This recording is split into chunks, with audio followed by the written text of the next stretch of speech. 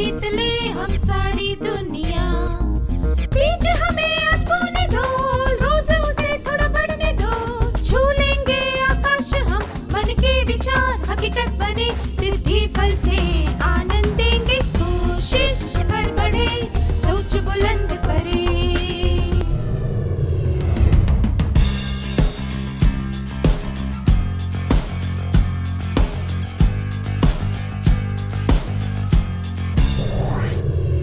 नमस्ते छात्रों, आप सबको यहाँ देखकर खुशी हुई। क्या आज के सत्र की शुरुआत एक क्रियाकलाप से करें? स्क्रीन पर कुछ चित्र दिखाए जाएंगे, उन्हें ध्यान से देखिए।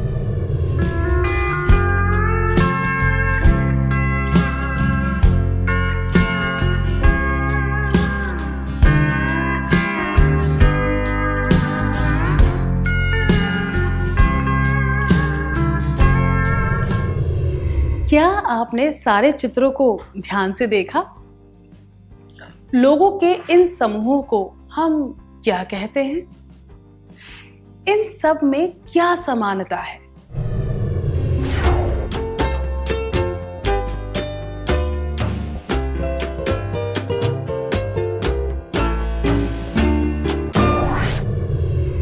धन्यवाद। हम इन्हें टीम कहते हैं। इन सब समूहों के लोग एक ही उद्देश्य के लिए साथ मिलकर काम कर रहे हैं। इन सब चित्रों में यही समानता है। उदाहरण के लिए फुटबॉल की टीम के सारे खिलाड़ी खेल में जीतने के लिए काम कर रहे हैं। प्रश्नोत्तरी के टीम के सदस्य प्रश्नोत्तरी में जीतने के लिए काम कर रहे हैं। खिलाड़ियों की टीम एक संतुलित पिरामिड बनाने के लिए काम कर रही है, ताकि वह दर्शकों का मनोरंजन कर सके। इस तरह ये सारे समूह एक टीम की तरह अपने अपने उद्देश्य पूरे करने के लिए काम कर रहे हैं। अब आपको स्क्रीन पर कुछ और चित्र दिखाए जाएंगे। आपको पहचानना है कि उनमें क्या समानता है।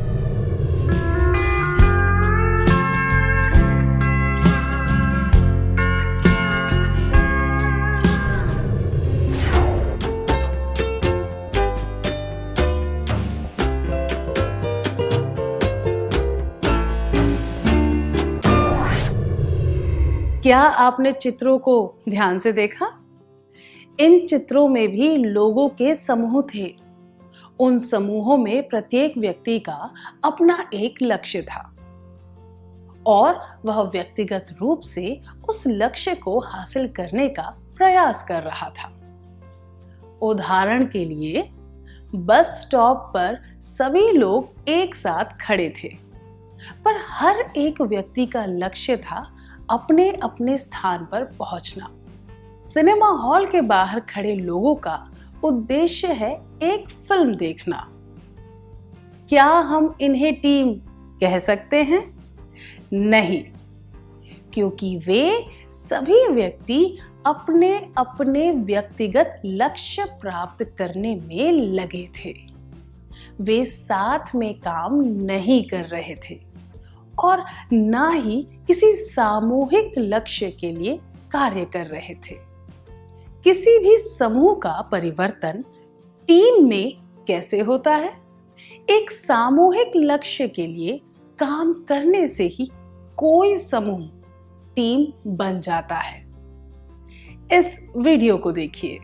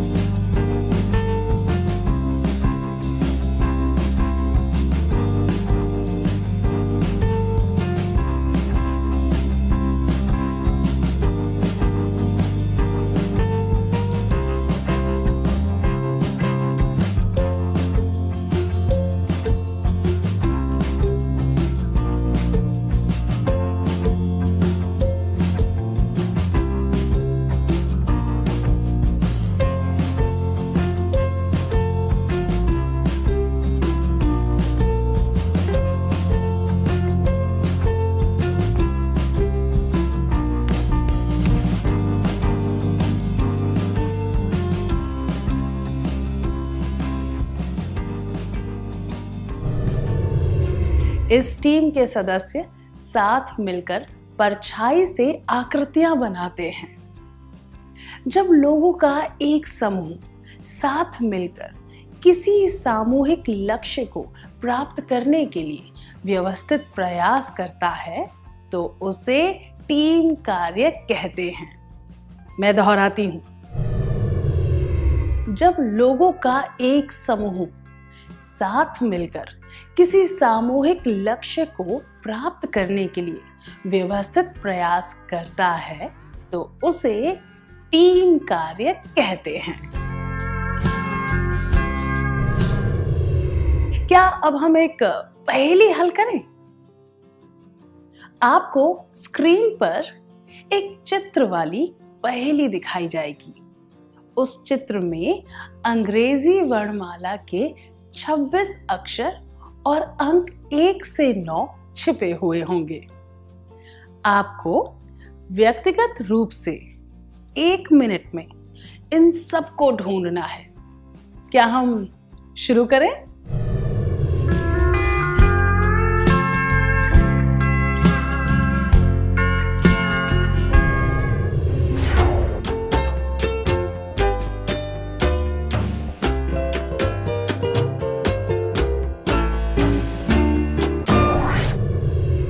बहुत अच्छा प्रयास था, धन्यवाद। आप व्यक्तिगत रूप से 1 मिनट में कितने अक्षर और अंक ढूंढ पाए? आप सारे अक्षर और अंक नहीं ढूंढ पाए, है ना? अब आप ऐसी ही एक और पहेली हल करेंगे, पर इसमें थोड़ा फर्क है। आप इसे एक टीम बनाकर हल करेंगे। फिर से आपको केवल 1 मिनट ही दिया जाएगा। रंगीन बिंदु बने होंगे और टीम के प्रत्येक सदस्य को एक रंग पर ध्यान देना होगा। उदाहरण के लिए, अ सारे अंक ढूंढेगा या ढूंढेगी, ब हरे रंग वाले अक्षरों को ढूंढेगा या ढूंढेगी, स नारंगी रंग वाले अक्षरों को ढूंढेगा या ढूंढेगी, द नीले रंग वाले अक्षरों को ढूंढेगा या ढूंढेगी, च लाल रंग वाले अक्षरों को ढूंढेगा या ढूंढेगी।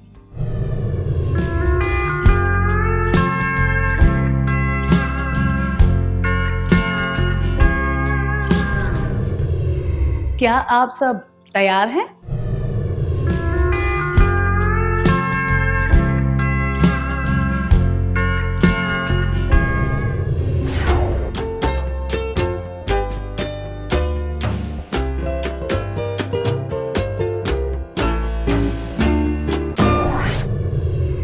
क्या आपने कार्य पूरा कर लिया?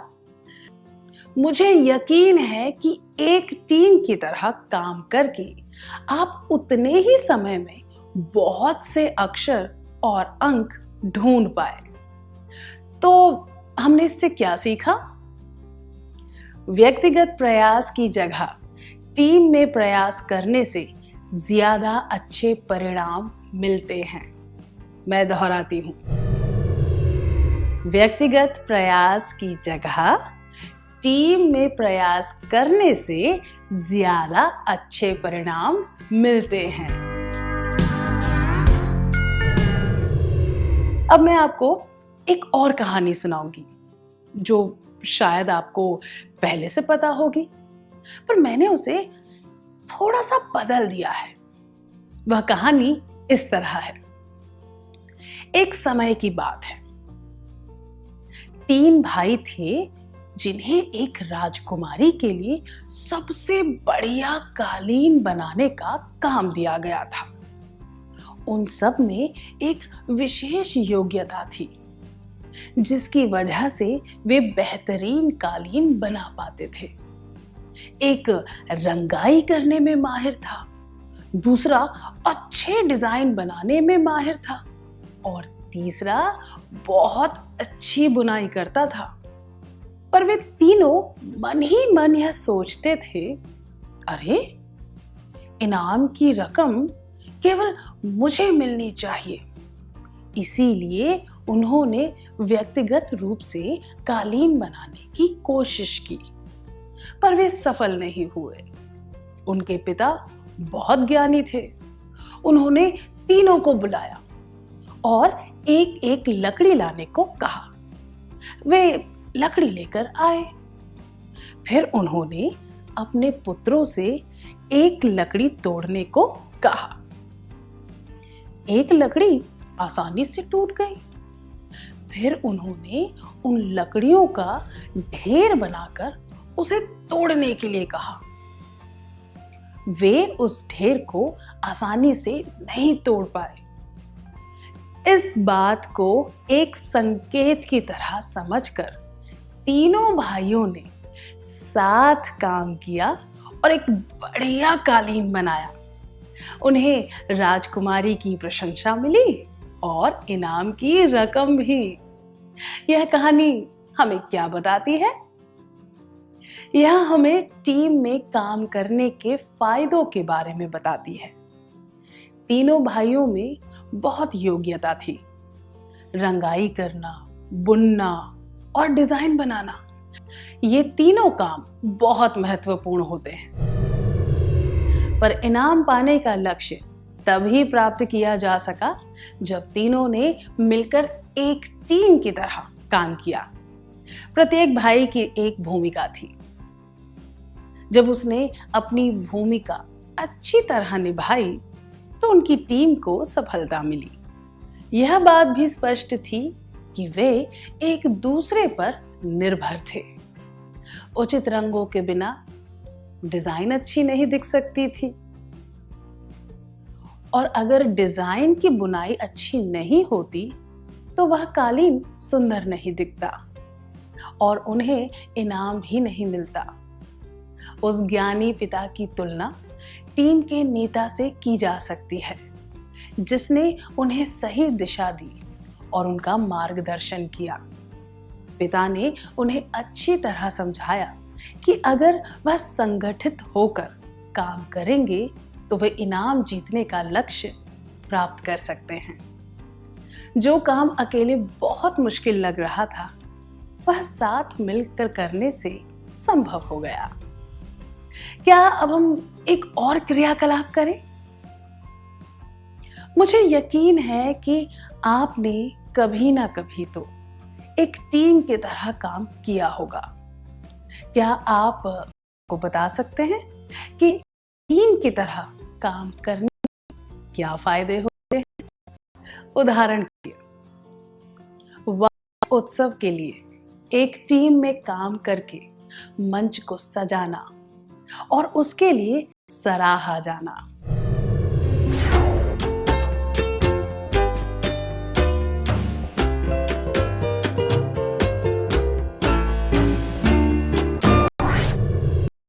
अपने अनुभव के बारे में बताने के लिए धन्यवाद। जब टीम के सदस्य व्यवस्थित तरीके से काम करते हैं, लक्ष्य पूरा करने में आसानी होती है। अब तक हमने देखा कि टीम में करने का क्या अर्थ है। अब हम देखेंगे कि टीम के असरदार बनाने के लिए कौन सी बातें आवश्यक होती हैं। इसके लिए हम एक क्रियाकलाप करेंगे। उन आवश्यक बातों को शब्दों के रूप में स्क्रीन पर दिखाया जाएगा, पर उन शब्दों के अक्षरों के क्रम उल्टे पुल्टे होंगे। आपको सही क्रम में अक्षरों को लगाकर वे शब्द पहचानने हैं।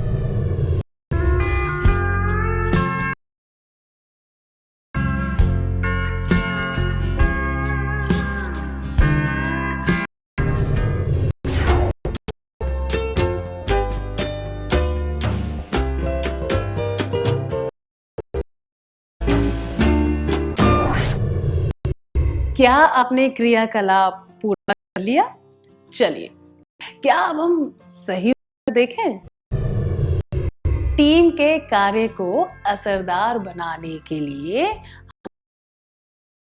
योजना अच्छी तरह बनानी चाहिए। सभी सदस्य